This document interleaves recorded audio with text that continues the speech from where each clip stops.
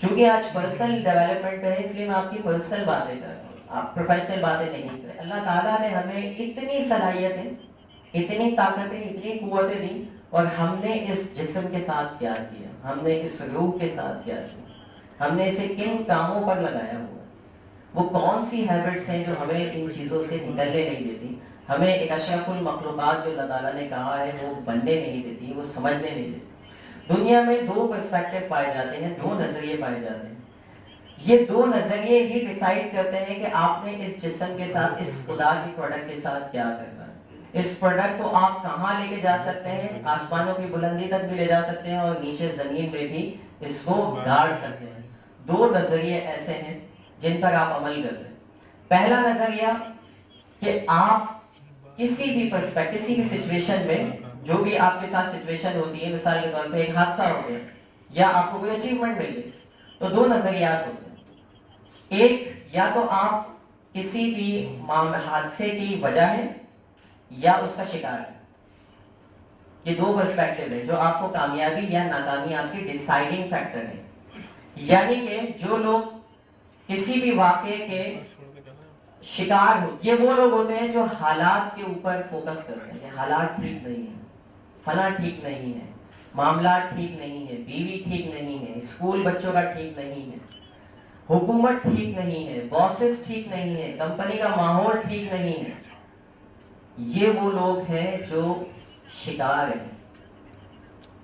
اچھا, جو شکار ہوتا ہے, مائنڈ سائنس یہ بتاتی ہے, جو نفسیات ہے, نفسیات کا جو علم ہے وہ یہ بتاتا ہے کہ یہ وہ لوگ ہیں جو کبھی بھی زندگی میں تبدیلی نہیں لا سکتے.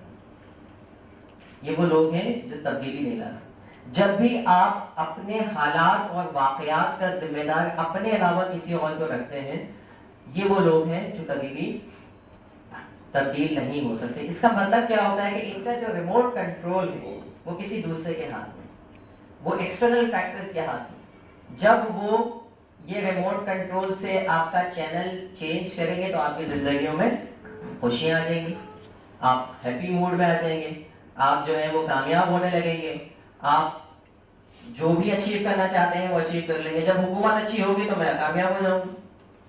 جب میرے علاقے کے جو ہے وہ میرے گھر کے سربراہ اچھے ہوں گے تو میں بھی اچھا ہو جاؤں گا. جب میرا باس اچھا ہوگا تو میری بھی ترقی ہو جائے گی. یہ وہ لوگ ہیں جن کا ریموٹ کنٹرول دوسروں کے ہاتھوں میں. ایک وہ لوگ ہوتے ہیں جو کاز سائڈ پر ہوتے ہیں, victim side, cause side. Cause side پہ یہ وہ لوگ ہوتے ہیں جو اپنے حالات, واقعات کا ذمہ دار اپنے علاوہ کسی کو نہیں رکھتا. اگر میں پڑھ نہیں سکا, آئی ایم ریسپانسبل. اگر میں کامیاب نہیں ہو سکا, آئی ایم ریسپانسبل. میری پرفارمنس اچھی نہیں ہے, آئی ایم ریسپانسبل. میں آپ کو سمجھا نہیں پا رہا تو میں ذمہ دار. یہ وہ لوگ ہیں, مائنڈ سائنس یہ کہتی ہے, علم نفسیات یہ کہتی ہے کہ جو اپنی زندگی میں تبدیلی لا سکتا ہے.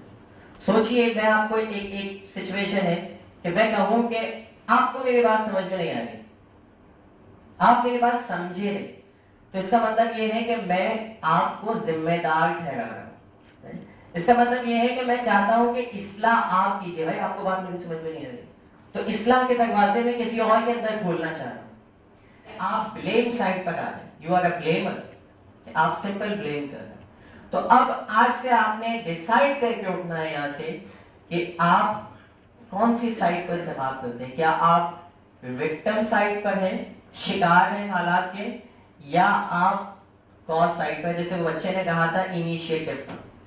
تو کاز سائڈ والا کیا کرتا ہے, initiative in a positive direction, in a positive manner, اور اس کام کو سالو کیجئے. بجائے اس کے کہ کمپلینر بنے, آپ سالور بنے.